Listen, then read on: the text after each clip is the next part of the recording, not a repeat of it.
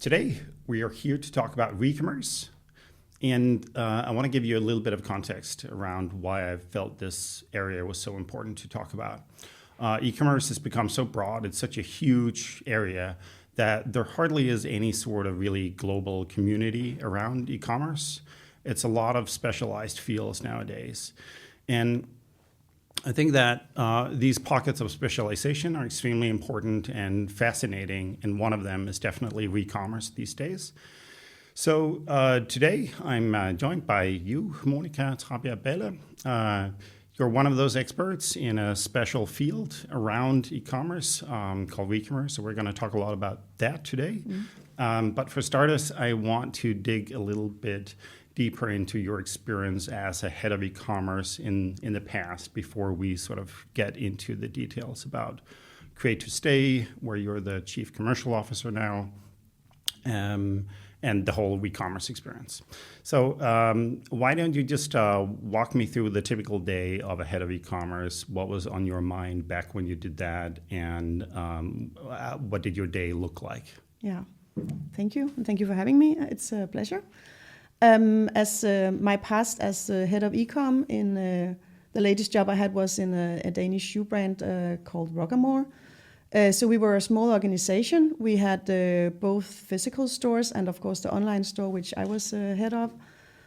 So my responsibility was, of course, sales. It was also a lot of online marketing, email marketing, social media, and so on.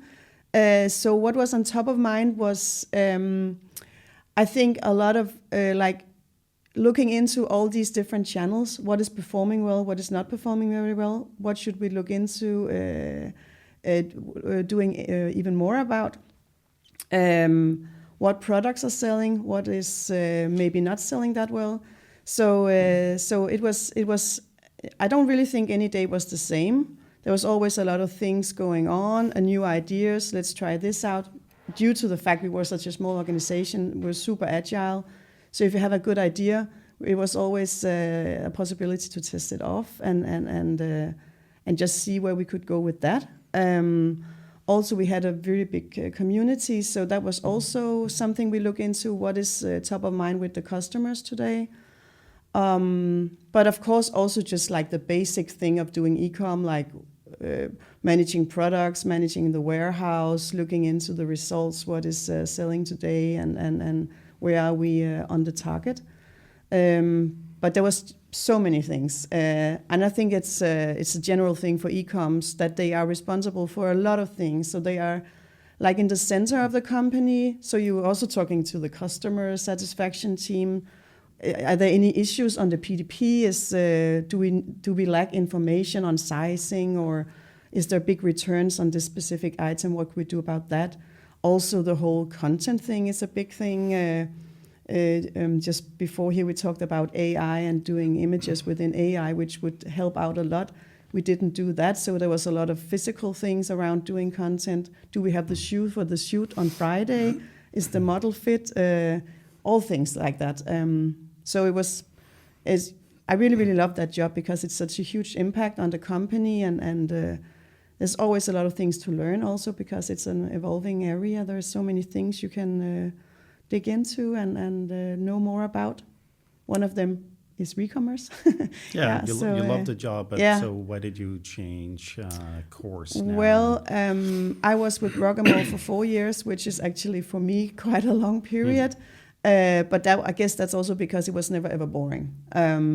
So thank you very much to my former boss for that. It was always a lot of things going on, always a lot of opportunities. But when I first, I can also say I have had some experience with circular business before. So it is a thing that I find very interesting. But when I started within Roccamore, I was given the opportunity to launch this Reloved strategy. We already, before this, had a huge Reloved business. So it means that the customers, we had a Facebook group with 15,000 ladies, mostly ladies. Wow. So they were like buying and selling shoes from each other in that Facebook group. Also just talking about this and that, and I got a new job and stuff like that. But it's So we saw that there was a big business. There was a lot of selling and a lot of peer-to-peer selling also on Vinted and Tease and the other platforms. But it was something that we didn't get any information on these customers. We wouldn't know who is selling the items, what are they selling, what are the prices, who is buying them. Is it new customers who's buying it, or is it like an existing customer just getting more shoes in the collection? So we were kind of looking into how can we kind of benefit from this? What could we do here? And then we found the company Create to Stay.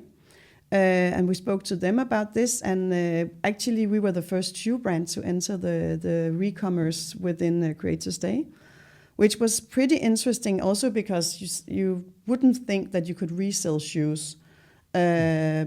But it's as Roccamore, as the brand, we decided that we would only sell shoes that was not used. So it of course could have some marks on the heel and on the outside, but there shouldn't be like mark after toes and wear like that.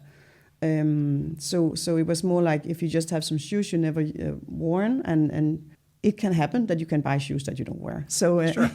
So we wanted to help the customers out on that. So we started this like in a very conservative way. So we also excluded some items that we would not take back from customers. For instance, glitter, we decided not to take that back because there can be something with glitter that could fall off over the years. It wouldn't necessarily do that, but it was just like more to be conservative and to start out in small sizing. Yeah. And also this can... Now I see some more. I have some more information on it today because there's also some worries about would this affect the new sales? So if we start to sell secondhand shoes in our own shop, would this affect that we would not sell as many new shoes? That will be a concern, and that is a concern for brands today. So that was also a reason why we started out in the small. Okay, so what happened then in reality? But what happened in reality was that the customers really liked it. Because when you sell a shoe back to Roccamore, there is no hassle. You just log into the Roccamore website or you go into one of the stores. Here is my shoes. What kind of reward can I have for this? So you log into the system and you find the shoe. So for instance, the one I'm wearing today, you could log in and you can see, okay, I can get a discount voucher code for around maybe 1,000 Danish kroners for my next purchase. And you can think, okay, that's fair enough. That's good for me. Maybe I could get more if I sold it on the Facebook group, but then I would have to communicate with a customer or with another person. You would maybe have to take a lot of measures. What's the measure inside? Can you take some more pictures? Can I see it, pictures when you're wearing it, etc.? And, our customers, maybe they just don't want that hassle. It's just so much easier for them just to sell the shoe back to the brand. Yeah, so specifically what happens? Let's just talk through the case of a shoe that gets back to Create to Stay. So for instance, now I'm wearing these shoes. I don't want them anymore. So I go into the Roccamore store or I go to Roccamore website. I log in with my email. I find the shoe. I can see all my orders. And then I can see what is the amount that I will get as a reward for these shoes. So I click, okay, I accept this. And then the whole system is starting up. It's a formula that looks exactly like the brand's other visual identity. So I get a QR code so I can send the shoe back. I just go to the local GLS store or I hand it in the store. And then it's sent to the Create to Stay warehouse. But I wouldn't know that as a customer. I would think I'll send them to Roccamore because the address is kind of a Roccamore address. Then I would get an email that is also sent from Roccamore that says, thank you very much. We have accepted your trade-in shoe. Here is it would be a loyalty point. So you get points in your loyalty club that you can redeem for a discount on your next purchase. And then the shoe is now at the warehouse, the Create to Stay warehouse. So the staff, the team in the Create to Stay, they will open the box. They will check the shoe. What is the grading for this? Yes, we accept it. We have a system that is completely integrated into, in this case, it was the Shopify platform. So therefore, they could remake this product. So it's a single SKU product. It gets a new SKU, and then it's created on the old metadata from this original product. So therefore, it's pretty easy to create the new secondhand item in the same Shopify store. The pricing and everything is set by the brand. So Roccamore, for instance, decides that we resell this for, let's say, I think it's 60% of the new price or something like that. So that's just automatically set. Then also the Create to Stay team take pictures of this exact shoe. So that is also shown on the website. So you see the shoe that you actually get. And then it's also stored in the warehouse. And then it's up for grabs. So then Roccamore creates a collection that is entirely contains these secondhand shoes. So you can see the price now and the price before. You see the picture. If there is any issues, if there is a tiny scratch or something, there's also pictures of that. So the customer can see anything regarding this exact shoe. So let's say that then you buy them for your wife, and then you buy them within the Roccamore shop, so you don't know that it's actually not in the Roccamore warehouse, but it is in the Create to Stay warehouse. And then when the order is fulfilled, it is shipped from the Create to Stay warehouse as well to you. And it's wrapped within Roccamore branded material. It has maybe a postcard, stickers, and so on. So you get a first-hand experience from buying a second-hand item, and we are very careful about that. So we really want this to be a good experience for the customer. We don't send it back in an old box or anything. So you get a first-hand experience from that. That makes sense. Yeah. So for the shopper, what are the benefits? You mentioned that you don't have to deal with the sort of the hassle of measuring the shoe or communicating with another shopper. What else? What's the upside for the shopper over just going on Vinted? Yeah, I think. Of course, there is, because this is sold by the brand, so you know that it's a real, genuine product. It's not a fake product. Also, they kind of it's vetted by the brand, so also the whole grading, everything is checked. Is there any marks on it?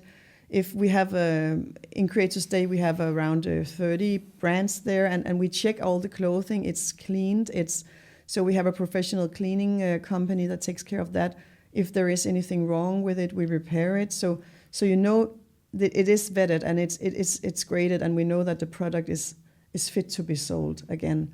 But also due to the legislation, you have 14 days return right. So there's also like no hassle return, and you don't really have that when you buy something on Vinted or and then you probably just end up with even more stuff that you don't use.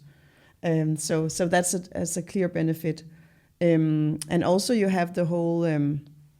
The purchase is within the brand. So for instance, for Roccamore, you also earn new points from buying secondhand items. So it's just an entry to the brand that gives you the same experience as buying new. And what we experience is that it's a really, really good channel to get new customers. So for instance, in the Roccamore brand, we saw that 42% of all secondhand items was bought by new customers. So that's customers that had not bought by the brand before. And why is that? Is that sort of a safer, less expensive way in, or what's happening? I think there is, of course, this thing about, you take a stand, you don't want to buy new, and also you kind of want to reduce the footprint. So the whole sustainability thing in it. Yeah. And that is one thing. But definitely also the whole thing about being able to get something from this brand for, let's say, half price, and you get the same experience. So what we experience in this is that it's a really loyal customer that you get, because it's a person who really wants this brand. So they are maybe already brand ambassadors from the first order because they buy secondhand. So they really, really want to have this item. They really want to be a part of this brand. So that is definitely, and for me as an e-commerce manager, I was like super thrilled with these numbers. Because getting customers from meta ads, they are not loyal customers. It's like a double screen browse and you didn't really know what you were doing, and then you bought a pair of shoes and you wake up next morning and kind of forgot about that. I think everybody knows that, the thing you buy laying in bed at night. So as I mentioned, the whole return process in this. So we offer returns because you have to do that in Denmark when you buy online, but the return rate is around 50% of the return rate from a new product.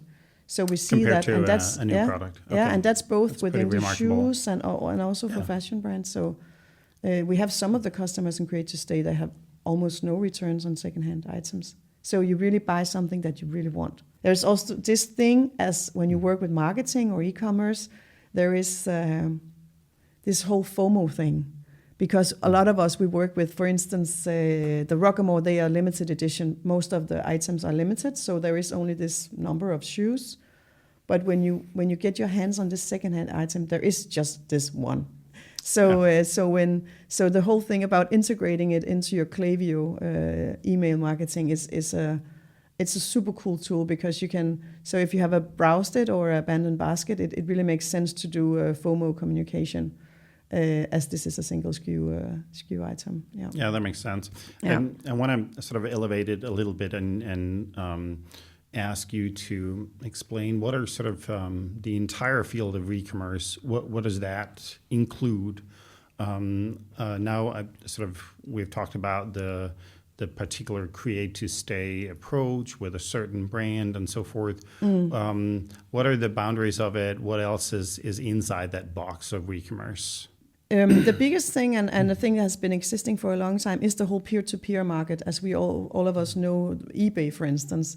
So this has been there for many years, and everybody knows this, and there has been a lot of reasons to buy used items. I think it has been mostly a price thing, and therefore there's also been some barriers that a brand would not be a part of this because you don't want to sell used items. But there is a change in the mentality of, at least we see that here in Europe, it's growing and it's increasingly, it's like the Boston Consulting Group just released a report on this, and also the numbers from them is that this is growing 3 to 4 times faster than new fashion. So this is just increasing. So customers really want to buy used items for both the sustainable reasons and also because it makes sense to buy things cheaper. So the whole peer-to-peer thing has been there for many years. There's also some new platforms out there that kind of integrate peer-to-peer in brand platforms, but in that way you don't really get the data from the sales because it's in another platform. But still you kind of offer this to your customers. We call it it's like the supreme after-sales service, right? So the brand takes the responsibility for the product's life cycle all the way around. And I think that's super interesting. And also, and then the model that Create to Stay provides is a take-back solution. So that means that the brand owns this Recommerce within their own system. So we both provide it to the online stores, but you can also use this in your physical bricks and mortars.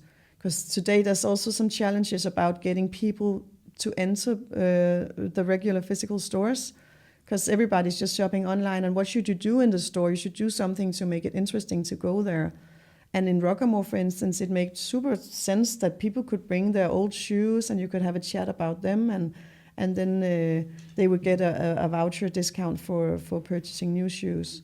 And you don't, as an online store, the ones that go to Create to Stay, they don't feel that they sort of lose the interaction with the community that they may have had before via the Facebook group or wherever that was sort of going on. I think that we did not experience that at all in Roccamore, because it was just, the group was still there and it's still free for everybody to sell and buy on other platforms. So I think this is just an extra that you offer for your customers. So the whole buyback is just, I think it's just a service that you should consider. There's also a thing about this that is pretty interesting, because if you are a wholesale brand and you don't have your own B2C channel, so the direct-to-consumer channel, but you are, for instance, huge on Boost and Zalando, which a lot of fashion brands are, and they're really happy about it, and still they're also a bit concerned because they would also like to have more traffic and more revenue through their own channels. So this is actually also a tool that you can use. We have a lot of customers that offer a take-back solution from items that is not bought within their own system. So if, for instance, I had bought a pair of jeans at Boost or maybe I just had them in as a gift, then you can also trade them back in the brand's own platform. So in this way, you also get the wholesale customers directly into your own platform, and you get the data, email, lead, and permissions on those customers.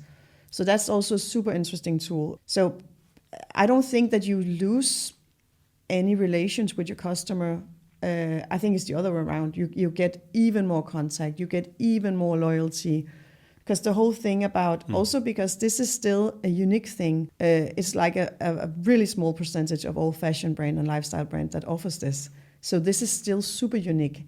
That you, for instance, as some of the Danish brands that we are working with, they use this as a USP also in the wholesale community, so they can tell the resellers that actually we take these items back. So you can say that when you're selling these jeans, that the customer can always sell them back to us.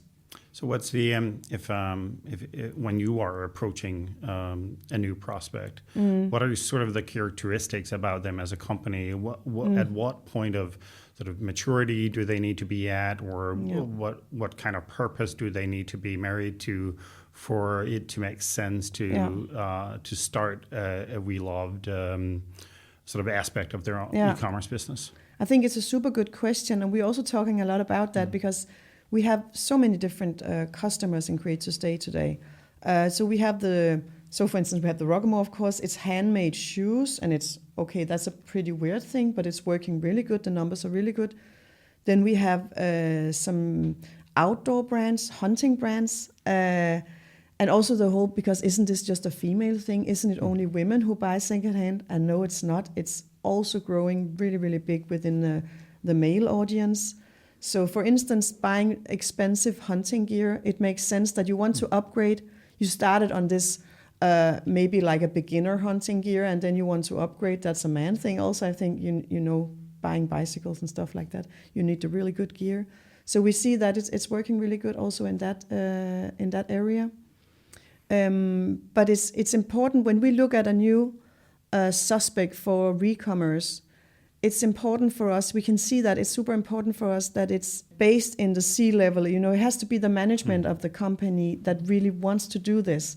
Because if it's not really a part of the strategy and it's not really thought into in all aspects of the company, then they don't succeed as well.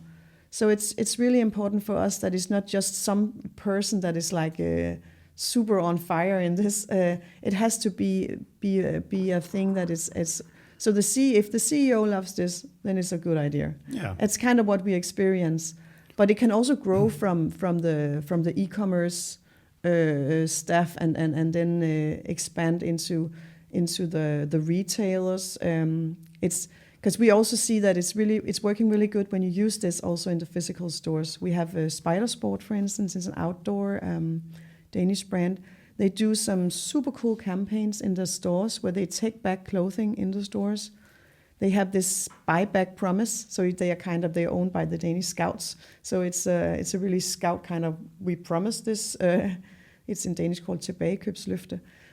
So they promise the customers that we buy this item back within 3 years, and we give you 30% of the new price in reward.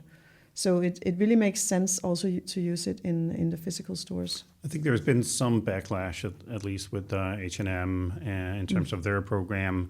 How big a theme is that in terms of sort of the greenwashing risk you might be associated with? Yeah, I think we have not experienced any of our customers doing this as a greenwashing thing. We experience that this is something that the company really wants to do because they can see that they gain revenue from this. So of course they do it because they want to do a change, and it makes sense to use clothes over and over again. That truly makes sense. I think it's kind of the baseline for this, that of course we do this because of environment, and we need to cut down on the use of you buy things, you never wear them. I think that's kind of basics. Sure.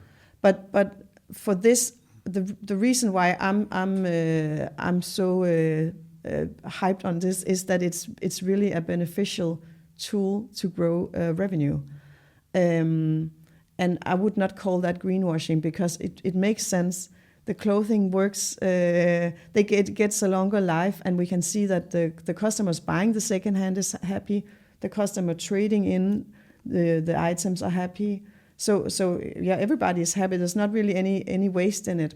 But of course, there is a limited amount of times that the jeans can be resold. Of course, so we're also working with the whole reuse of materials, and that's a huge thing right now. And also the legislation. There's some new laws in Europe right now for the whole waste of textiles. So of course we're also looking into that along with our customers. So how should we reuse this? We actually have a customer there called Elsk. So they sell men and ladies clothing. It's like a bit of a surfer vibe going on there. But they do this so when their T-shirts cannot be sold anymore, then they actually use them to make art. They are working with some artist who makes these textile paintings, you could call them. So it's kind of making the landscapes from Thy in the northern of Jutland. So that's a pretty cool thing to do with the textile. I think that actually makes sense. Yeah, that's a really lovely example. Yeah. I think I've also seen sort of other types of creative aspects around this with the clothing brand called Toast as well. They also have they're not only repairing the reloved items, but sort of making them different or unique with additional patches on them and all sorts of stuff. It's an interesting area where there's sort of a lot of different new creativity around it and how to do things. Yeah, definitely. And also, we also offer repair solution for our customers. So we just recently launched this because it's a huge thing in the fashion industry that there can be like the button coming off or there's some stitches missing somewhere. And just it's just a fact right now that a lot of users, consumers, they don't know how to fix their items if they're broken. Sure. So we help them out with that. So we have a collaboration with some tailors, both here in Denmark and also in Europe. So we offer this repair solution, and it just makes sense because there's actually a lot of items today that would be discarded because the button has come off. Which is kind of weird, right? So that's it makes a huge impact. What are other brands that you feel they are really getting it right when it comes to sort of taking full advantage of the Recommerce opportunity?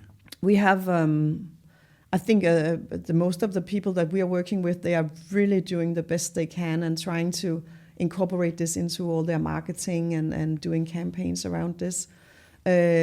One of them is doing extremely good. They're called the Green Cotton Group. So they are a manufacturer of organic cotton clothing mostly for babies and smaller children. And then they also have a men's brand and a women's brand. But they have incorporated the resale and the repair within their product passports. So that makes it's super cool, and I think maybe we could link to it somehow here. But they do a product passport, so you scan a QR code in the care label of your baby's pants, and within it actually also says "Don't cut me, I have value," which is pretty cute. And then you scan the QR code and you land on their product passport. And within that product passport, they of course talk about care and material and production, where is this manufactured and so on. But then they also offer the repair solution in there, and they offer to buy back the item from the customer.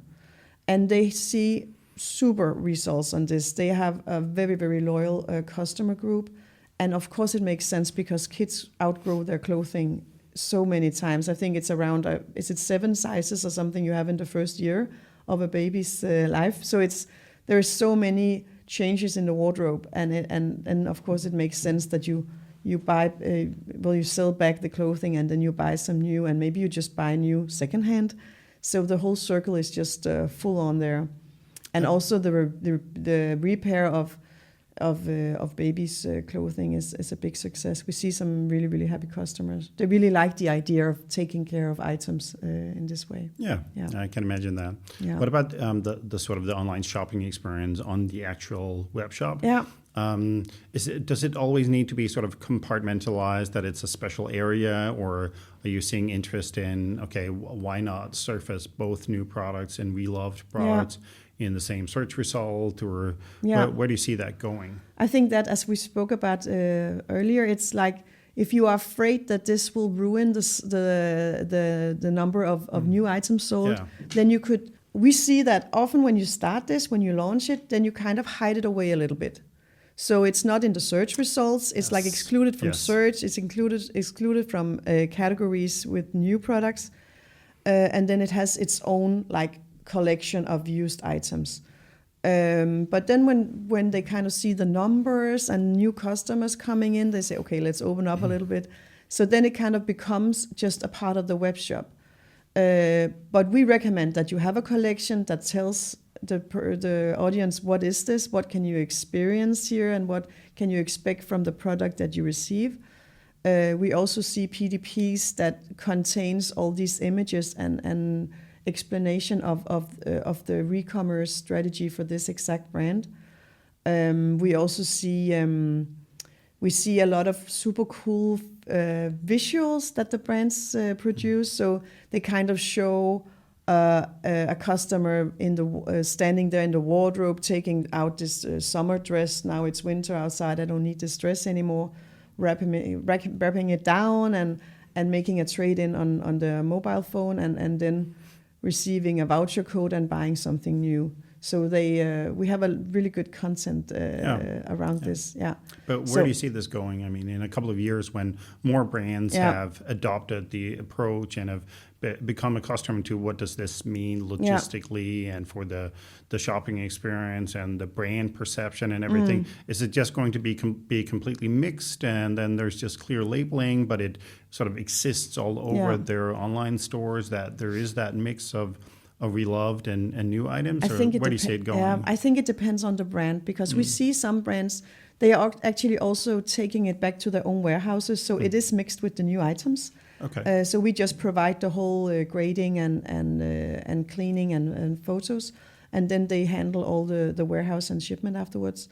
So we see some mixing, and we also see, for instance, in the Spider Sport, that they also sell reloved items in the physical store, so they hang them on the racks with the new items. But it's an outdoor brand. It makes sense. So it's kind of like the Patagonia vibe on it. So it makes sense. But I think it would be mixed more, also because it just makes sense. Because it is brand lovers who buy secondhand items. So I definitely think it would make sense to mix it up and not hide it away. Yeah. I think that's a great place to stop for today and wrap up. Is there anything, if you sort of think about your fellow heads of e-commerce or e-commerce managers, is there anything you want them to sort of really think about when they explore the Recommerce opportunity? Yeah, I think that you should really, if you are into this, I think you should look at what business model would fit you. Are you doing this because you want to make a change? Are you doing it because you want new customers? So what is it? Can you build this into your physical stores as well? I think you should look into what should be the strategy for your brand, because if you have to succeed with this, you have to have some KPIs. You have to have a strategy for where you want to go, and it's not necessarily that the strategy is to make revenue. It can also just be to get new customers, because that is what we see on average today, that the brands working with Create to Stay, they get 53% new customers on their resale. So it's a really, really good channel to reach the new customers. So I think you could start there. That could be a good KPI to start out with. Yeah. Excellent. Thank you so much. Thank you.